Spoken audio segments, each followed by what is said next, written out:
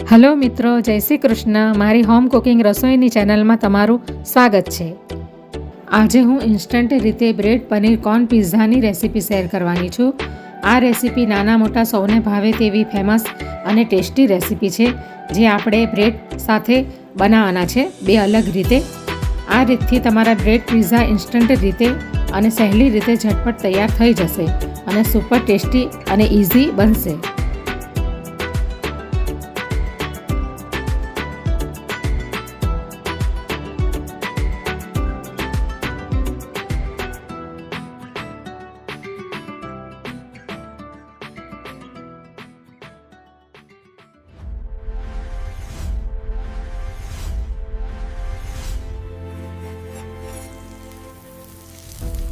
તો આજે હું બ્રેડ પનીર પિઝાની રેસીપી શેર કરવાની છું. તો એના માટે આ બધી સામગ્રી લઈ લીધી છે. આ વ્હાઈટ બ્રેડ લીધા છે અને વેજીટેબલ્સ લીધા છે બધા. તો સૌથી પહેલાં આપણે વેજીટેબલ્સને મેરિનેટ કરી લઈશું. આ કેપ્સિકમ છે, જેને મેં આવી રીતે મોટા મોટા શેપમાં કાપી લીધા છે. આ એક ટામેટું છે.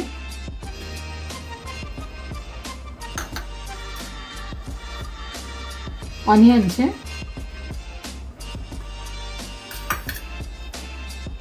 અને આ 100 ગ્રામ જેટલું પનીર લઈ લીધું છે, જેને મેં આવી રીતે નાના નાના શેપમાં કાપી લીધું છે.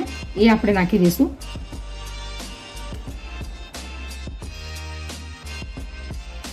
હવે આપણે એની અંદર 1 ચમચી જેટલું માયોનીઝ નાખીશું. 1 ચમચી જેટલો પિઝા સોસ નાખીશું. હવે આપણે ટમેટો સોસ નાખીશું 1 ચમચી જેટલું. હવે આપણે ટેસ્ટ અકોર્ડિંગ મીઠું નાખીશું. એટલે સોસની અંદર તો મીઠું છે જ, એટલે આપણે પનીર અને વેજીટેબલ્સના ભાગનું નાખીશું. અડધી ચમચી કાશ્મીરી લાલ મરચું નાખીશું, એટલે કલર સારો આવશે. હવે આપણે મિક્સ કરી લઈશું. 1 ચમચી જેટલા આપણે મકાઈના દાણા નાખીશું. સ્વીટ કોર્ન,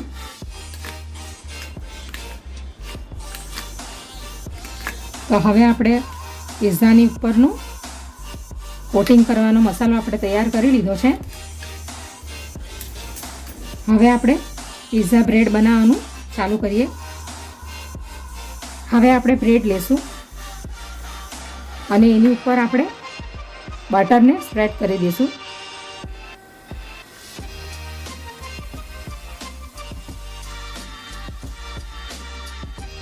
હવે આપણે બટર નાખી દીધું છે. હવે આપણે પિઝા સોસ નાખીશું. એને પણ આપણે ચારે બાજુ સ્પ્રેડ કરી લઈશું.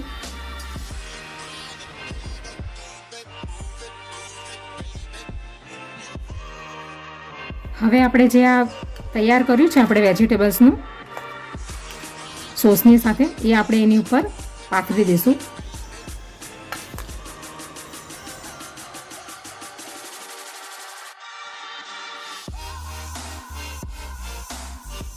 બધી સાઈડેથી આપણે બરાબર ફેલાવી લઈશું એને.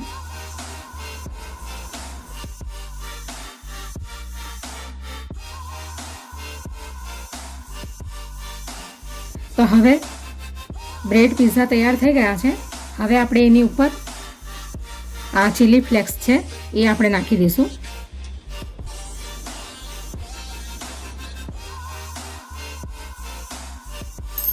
હવે આ ઓરેગાનો છે, એ પણ આપણે ઉપરથી નાખી દઈશું આવી રીતે. હવે આ મોઝરેલા ચીઝ છે,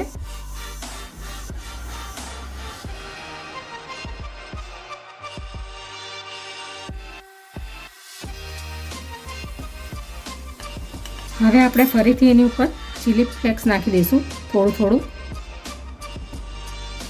એકવાર તો નાખ્યું જ છે, પણ બીજી વખત પણ ઉપરથી થોડુંક નાખી દઈશું આવી રીતે. ઓરેગાનો પણ નાખી દઈશું. હવે આપણે એને નોનસ્ટિક પેનમાં બેક કરવા માટે મૂકી દઈશું. તો હવે ફ્રાય પેનને મેં ગેસ ઉપર મૂકી દીધું છે. હવે એની ઉપર થોડું બટર લગાવી દઈશું.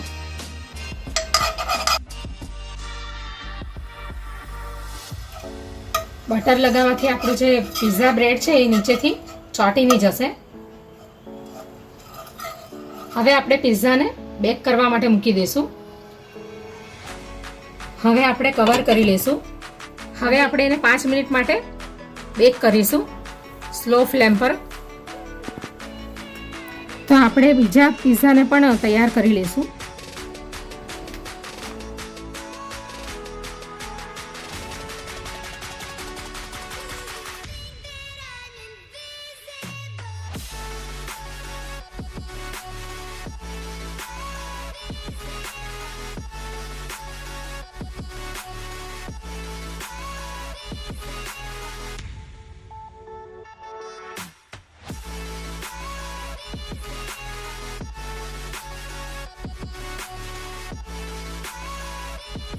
તો આવી રીતે આપણે બધા પિઝાને તૈયાર કરી લઈશું.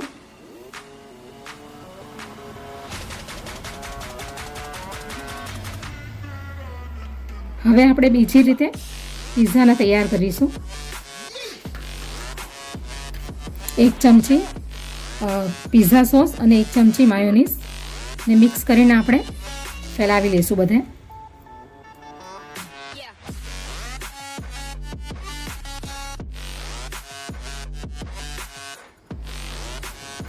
હવે આપણે કેપ્સિકમના ટુકડા નાખીશું.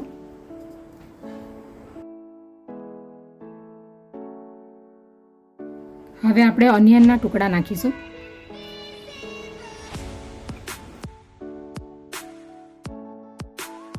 હવે આપણે ટામેટા નાખીશું.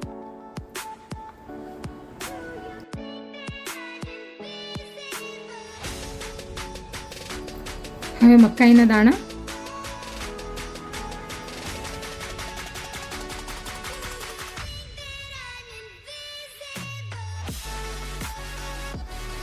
હવે આપણે ચીઝ પાથરી દઈશું.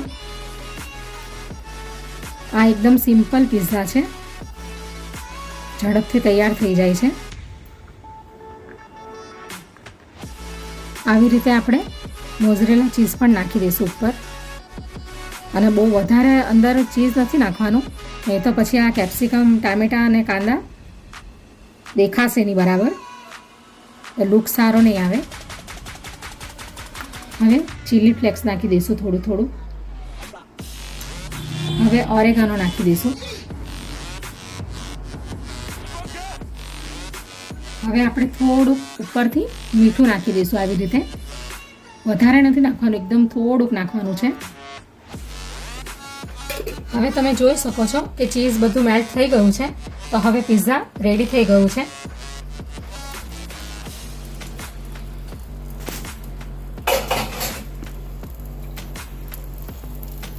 હવે આપણે એને એક ડીશમાં કાઢી લઈએ.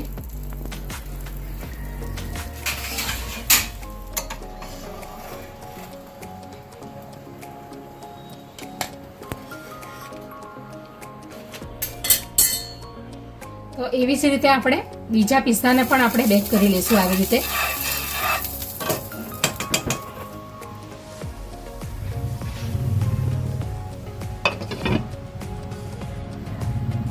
હવે 5 મિનિટ થઈ ગઈ છે.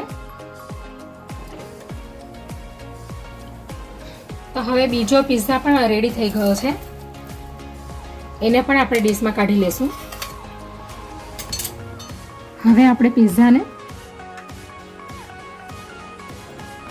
ડીશમાં લઈ લઈશું. તો પનીર બ્રેડ પિઝા રેડી છે.